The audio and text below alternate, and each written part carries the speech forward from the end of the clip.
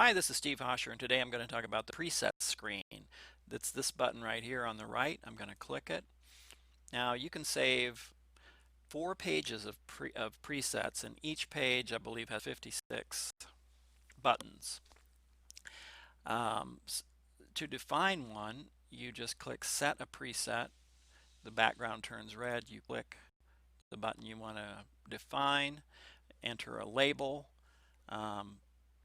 I'm just going to click 563 here, and the actual position we'll say is 56.3. I could have made that 56.3 also. And so there I have defined the preset. It's very simple.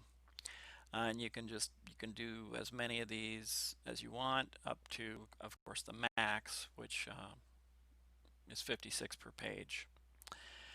There is a place in the configuration file where you can rename these pages so that they mean something.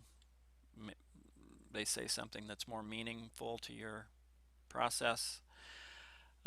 You can also apply an offset so that whenever you press a button, a certain offset is applied. So yeah, it's a pretty powerful screen, and a lot of people use it. Very simple to use. Hey, thanks for watching.